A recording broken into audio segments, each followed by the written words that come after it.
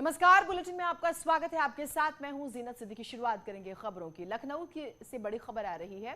DGP conference का दूसरा दिन है आज। लखनऊ में हिस्सा लेंगे प्रधानमंत्री मोदी। सुबह 9:10 पर कॉन्फ्रेंस में पहुंचेंगे। गृहमंत्री अमित शाह भी मौजूद रहेंगे। सिग्नेचर बिल्डिंग में कॉन्फ्रेंस का आयोजन हुआ है। देर शाम पीएम मोदी लखनऊ पहुंचे, जहां सीएम योगी और राज्यपाल आनंदीबेन पटेल ने उनका स्वागत किया।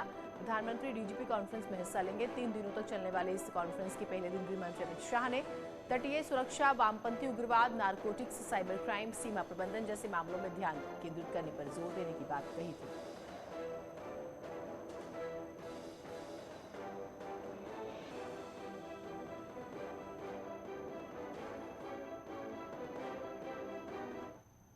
तो प्रधानमंत्री नरेंद्र मोदी जो है 2000 लखनऊ की अगर हम बात करें, आगमन पर अमौसी एयरपोर्ट पर स्वागत करते हुए आपने देखा कि मुख्यमंत्री योगी आदित्यनाथ भी मौजूद थे और आनंदीबेन पटेल राज्यपाल भी मौजूद थी और बेहद ही महत्वपूर्ण इस कार्यक्रम को माना जा रहा है। एक बड़ी खबर ये आ रही है कि पिथौरागढ़ का दौरा करेंगे आज रक्षा मंत्री राजनाथ सिंह। शहीद सम्मान यात्रा के दूसरे चरण की वो शुरुआत करेंगे। मुनाकोट से शहीद सम्मान यात्रा शुरू होगी। सीएम पुष्कर सिंह धामी भी मौजूद रहेंगे। रक्षा राज्य मंत्री अजय भट्ट भी शामिल होंगे।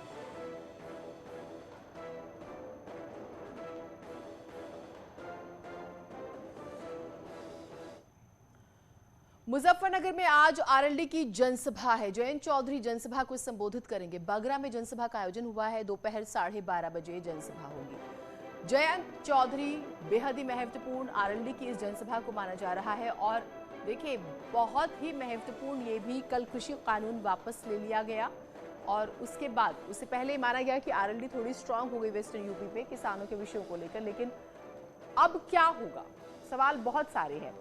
300 से ज्यादा सम्मेलन जयंत चौधरी कर चुके हैं। 36 बिरादरी का उन्हें समर्थन मिल गया, अगर आप इसे सरल शब्दों में समझे। और पगड़ी जिसे बोला जाता है वो उन्हें मिल चुकी है पार्टी की, परिवार की। तो बेहद ही महत्वपूर्ण जिम्मेदारी। आज की जनसभा बहुत कुछ तय करेगी। कृषि कानून वापस लेने के प्रधानमंत्री के ऐलान के बाद लखीमपुर खीरी के किसानों ने प्रधानमंत्री मोदी को धन्यवाद कहा आने वाले चुनाव में इसके अच्छे परिणाम मिलने जरूर चाहिए। मोदी जी ने तीनों कृषि कानून को वापस लिया है, गुरु पर्व के दिन वापस लिया है।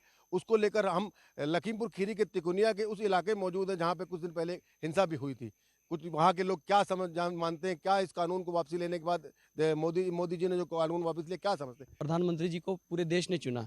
अब वही चाहते हैं कि भाई हमारे जब किसानों को ही ये कानून मंजूर नहीं है, इसलिए उन्होंने ये कानून वापस ले लिया। तो जिस तरह के से आज कानून वापस लिया, क्या ये मास्टर स्ट्रोक साबित होगा आने वाले इलेक्शन में? हाँ, कुछ ना कुछ तो इसमें परिवर्तन जरूर होगा, क्योंकि विपक्ष जो है, विपक्ष सभी के लिए एक प्लस पॉइंट था किसान का आंदोलन।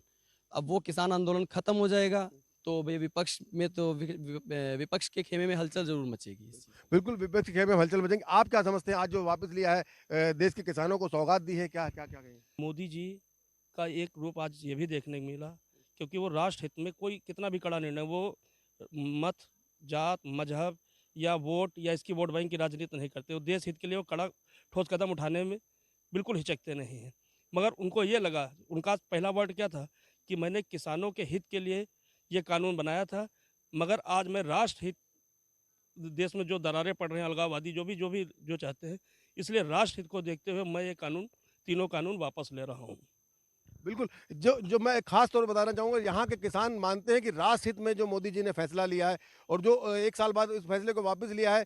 हालांकि कुछ लोग मानते भी हैं कि जो पहले कृषि कानून में बदलाव होना चाहिए था, लेकिन आज मोदी जी ने जो बदलाव किया है। मैं उस तिकोनिया इलाके में मौजूद हूँ जहाँ पे 3 अक्टूबर को हिंसा हुई थी। उसको लेकर किसान भी खासे नाराज थे। और लोगों से बात करते हैं, क्या लगता है उनको? आपको क्या लगता है इसमें जो किसान ये जो है माननीय प्रधानमंत्री जी ने जो कार्य किया है, जनता के हित को देखते हुए, किसानों के हित को देखते हुए तथा राष्ट्र को देखते हुए इन्होंने जो है जो वापसी लिया, उसका जो है बहुत अच्छा कार्य उन्होंने किया है।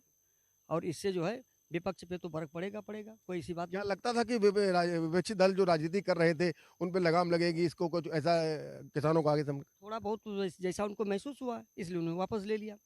तो आप भी किसान हैं, क्या उसके जो कानून वापस लिया है, उससे जो कानून लाए थे आप वापस लिए थे, क्या लाभ मिलेगा किसानों को? नहीं नहीं, किसानों को लाभ तो मिलता, तब भी मिलता। लेकिन पहले जो इन बड़े लोगों को ज़्यादा हलचल थी, जो बड़े किसान थे, जैसे भैया जी ने हमको बताया जो कि बड़े लोग जो हम मुश्किल से 8-10% जो हैं, जो दूसरों की जमीन कब्जा किए थे, फर्स्ट जोते हुए थे, और पंचायत भी जोते हुए थे, उन पर थोड़ा लगाम कस जाता है। साफ तौर पे हमारे साथ तिकोनिया इलाके के जो किसान मौजूद हैं, हालांकि नाराजगी जरूर है, लंबा समय जरूर लिया प्रधानमंत्री बताया, इनका कहना है, लेकिन ये वापस लिया है, ये आने वाले इलेक्शन में मास्टर स्ट्रोक साबित भी हो सकता है और कहीं ना कहीं किसानों को एक जो लंबे समय से वापस किया, इसके बाद खुशी की लहर इस इलाके में देखने को मिल रही है। कैमरा पर्सन शिवा के साथ मनोज शर्मा, न्यूज 18 लखीमपुर खीरी। फर्रुखाबाद से बीजेपी सांसद मुकेश राजपूत ने बिल वापस लेने पर कहा है कि कानून वापस नहीं लेना चाहिए था। ये कृषि कानून किसानों के पैरों की बेड़ियां खोलने का काम कर रहा था। इन्हें वापस लेकर किसानों के पैरों में फिर से बेड़ियां डाल दी गई है। प्रधानमंत्री से अनुरोध किया कि कृषि कानूनों का सरलीकरण करके किसानों के पैरों की बेड़ियों को दोबारा खोला जाए। गुमराह किया जा रहा था, देश का बहुत नुकसान हो रहा था, इसलिए मजबूरी में माननीय प्रधानमंत्री ने वो तीनों बिलों को वापस करने का जो मैं आपके माध्यम से सुन रहा हूँ, तो वापस किया। मैं इससे सहमत नहीं हूँ। कायदा में किसानों के आज तक लगभग 2 वर्ष हो गए तीनों के बिल पास हुए, किसी भी हिंदुस्तान में किसी भी इन बिलों से किसी किसान का नुकसान नहीं हुआ। किसान बराबर अपनी मंडी में बेचे, चाहे अपने घर पर बेचे, चाहे अपने उत्तर प्रदेश के बाहर बेचे या देश के किसी कोने में बेचे। ये जो देश की आज़ादी के बाद में जो किसानों की बेड़ियाँ पड़ी थी, आज ये तीनों बिल फिर वापस हो गए, फिर बेड़ियों का काम करेंगे। मैं तो फिर प्रधानमंत्री से अनुरोध करूंगा, इनको सरलीकरण किया जाए और किसानों को जो बेड़ियां पड़ी हुई मंडी की जो बेड़ी है वो हटाई जाए। कैबिनेट मंत्री अनिल राजभर ने ओम प्रकाश राजभर पर निशाना साधते हुए उन्हें माफिया मुख्तार अंसारी का राजनीतिक शूटर बताया। कहा, ये लोग माफिया मुख्तार अंसारी के राजनीतिक शूटर बन गए हैं। मुख्यमंत्री योगी आदित्यनाथ ने ऐसे राजनीतिक शूटरों को शूट करने की जिम्मेदारी हमें दी हुई है। 2022 में इन लोगों को हम शूट करके घर भेज देंगे। अनिल राजभर बलुआ गंगा घाट पर देव दीपावली के मौके पर पहुंचे हुए थे। ओम प्रकाश राजभर ये मुख्तार अंसारी के राजनीतिक शूटर बन रहे हैं, तो हमारे मुख्यमंत्री जी योगी आदित्यनाथ जी ने राजनीतिक शूटरों को शूट करने की जिम्मेदारी हमको दे रखी है। इन लोगों को 2022 में शूट करके घर पहुंचा देंगे। सेवर एयरपोर्ट का शिलान्यास करने के लिए प्रधानमंत्री नरेंद्र मोदी 25 नवंबर को आएंगे। इससे पहले तैयारियों का जायजा लेने के लिए गौतम बुद्ध नगर के प्रभारी मंत्री जयप्रताप सिंह पहुंचे। प्रभारी मंत्री ने अफसरों के साथ बैठक की और जेवर एयरपोर्ट की साइट का दौरा भी किया।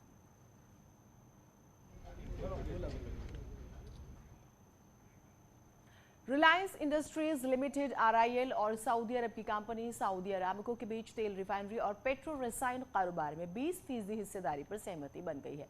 रिलायंस इंडस्ट्रीज के मुताबिक ये समझौता अगस्त 2019 में हुआ था। कोविड के बावजूद पिछले 2 सालों में दोनों टीमों ने इस प्रक्रिया में महत्वपूर्ण प्रयास किए हैं। ये दोनों संगठनों के लंबे समय से चले आ रहे रिश्तों और आपसी समझ से संभव हो पाया। रिलायंस ने हाल ही में न्यू एनर्जी एंड मटेरियल्स के जरिए अपनी योजनाओं की घोषणा की थी, जिसमें जामनगर में Dhirubhai Ambani green energy giga complex दुनिया में सबसे बड़े एकीकृत अक्षय ऊर्जा निर्माण में से एक होगा। रिलायंस के पास दुनिया की सबसे बड़ी रिफाइनरी है। सऊदी अरामको दुनिया का बड़ा तेल निर्यातक है। इस डील के तहत Reliance oil to chemical business में 20% हिस्सेदारी अरामको को बेचेगी।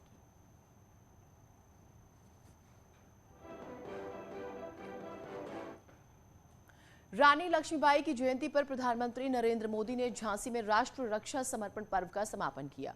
रक्षा क्षेत्र से जुड़ी 3,425 करोड़ की परियोजनाओं की सौगात दी।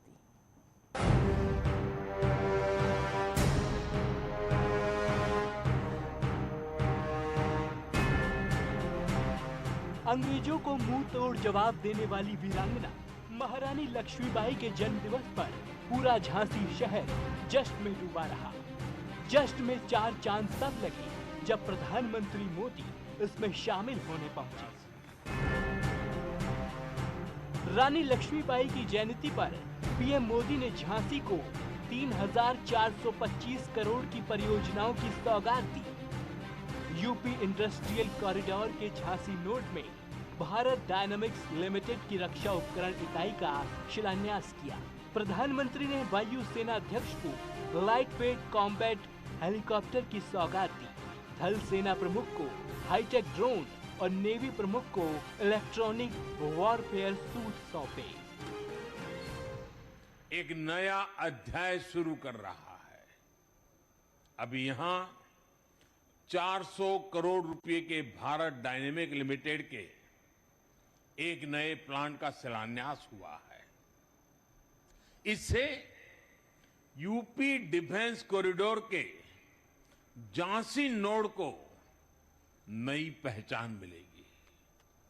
झांसी में एंटी टैंक मिसाइल के लिए उपकरण बनेंगे, जिनसे सीमाओं पर हमारे जवानों को नई ताकत, नया विश्वास, और इसका परिणाम सीधा सीधा यही होगा कि देश की सीमाएं और ज्यादा सुरक्षित होगी।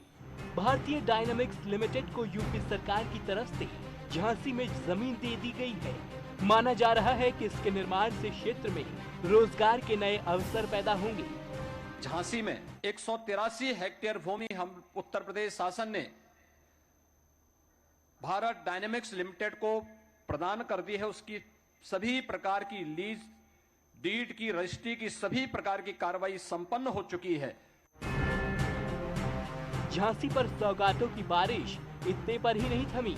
पीएम ने यहां 600 मेगावाट क्षमता के ultra mega solar power park का शिलान्यास और 11 करोड़ की लागत से बने अटल एकता पार्क का लोकार्पण किया।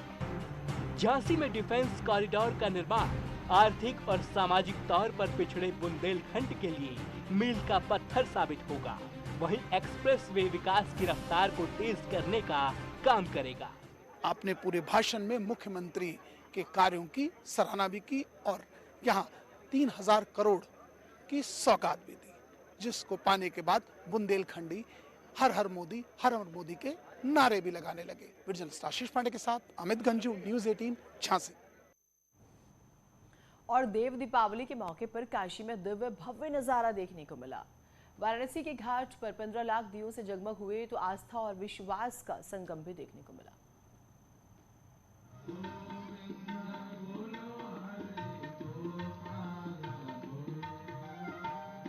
काशी में कुछ इसी दिव्य और भव्य तरीके से मनाई गई देव दीपावली। घाट जगमग नजर आए, लोग भक्ति भाव में सराबोर दिखे। भगवान भोले शंकर की नगरी का ये नजारा बेहद आकर्षक और सबका मन मोहने के लिए काफी है। दीपावली को लेकर अलग अलग मान्यताएं हैं। सबसे पहले आप इन तस्वीरों को देखिए और उसके बाद जो अलग अलग कथाएं प्रचलित है उसकी भी मैं बात करूंगी। लेकिन ये तस्वीर देखिए जो कि बहुत ही अद्भुत है, बेहद खास है ये तस्वीरें। वाराणसी में गंगा की अहमियत हमेशा से रही है और देव दीपावली के मौके पर यहाँ बेहद खास आरती होती है, जिसका अपना महत्व है और इससे जुड़ी कई रीतियाँ भी हैं। देव दीपावली के दिन 33 कोटि जो देवता होते हैं वो काशी में आते हैं और वो स्नान करते हैं गंगा में, और यही कारण कि आज के दिन गंगा का जो पानी है वो अमृत कहा जाता है काशी में। देव दीपावली के मौके पर एक साथ 15 लाख दिए जलाकर वाराणसी को कुछ अलग अंदाज में सजाया और संवारा गया। मां जानवी के अर्धचंद्राकार घाट देव दीपावली पर दीपों की रोशनी से कैसे जगमग हो रहे हैं उसकी सीधी तस्वीर हम आपको एरियल व्यू के जरिए दिखा रहे हैं। हर जगह करीब 15 लाख से ज्यादा दीपकों से पूरी काशी जगमग हो रही है। सजी सवरी काशी की धरती का अद्भुत नजारा हर किसी को अपनी ओर खींचता हुआ दिखा। बदलते बनारस की देव दीपावली में जो इस बार खास था वो था ये 80 घाट के सामने आतिशबाजी, जिसको देखने के लिए पूरी काशी आज उमड़ी थी और इसकी तस्वीर आपको दिखा रहे हैं। आसमान सतरंगी है, मां गंगा के दूसरे छोर पर आप ये देखिए आतिशबाजी जिसका हो रही है और इसके लिए विशेष जो है टीम जिसको पर्यटन विभाग ने ठेका दिया था और अब उसकी तरफ से ये आतिशबाजी हो रही है और जिसको देखने के लिए पूरी काशी 80 घाट से लेकर भदैनी घाट, तुलसी घाट तक है और पूरा आसमान सतरंगी है। काशी में इस बार बेहद शानदार अंदाज में देव दीपावली मनाई गई। हर तरफ रोशनी थी और हर ओर सिर्फ लोगों का उत्साह। देव दीपावली के मौके पर गंगा आरती के लिए भी इस बार विशेष इंतजाम किए गए। इस बार इस गंगा आरती में सबसे ज्यादा जो खास बात है वो ये है कि पहली बार महिलाएं अर्चक होंगी, गंगा की अर्चक होंगी, जबकि ये पुरुष प्रधान देश पूजा में जो पुजारी होते हैं वो महिलाएं नहीं होती हैं बेटा। लेकिन काशी में ऐसा पहली बार हो रहा है कि गंगा के जो अर्चक हैं, जो आगे जो इस आरती में जो 5 महिलाएं हैं, 5 कन्याएं हैं वो एक्चुअल में वो गंगा की मुख्य अर्चक बनी हुई है। तो ये एक बड़ा संदेश काशी से जा रहा है। काशी की परंपरा अनूठी है। यहाँ की सांस्कृतिक विरासत सदियों से चली आ रही है और आज भी लोग उसे आगे बढ़ा रहे हैं। मान्यता यही है कि देव दीपावली के दिन काशी में खुद भगवान आते हैं, इसीलिए समूची काशी को बेहद सलीके से सजाया जाता है ताकि भगवान का स्वागत शानदार तरीके से हो सके। न्यूज़ 18 के लिए वाराणसी से मेनका चौधरी के साथ रवि पांडे और उपेंद्र द्विवेदी की रिपोर्ट। चलिए एक छोटे से ब्रेक के लिए रुक रहे हैं, आप लोग कहीं मत जाइएगा।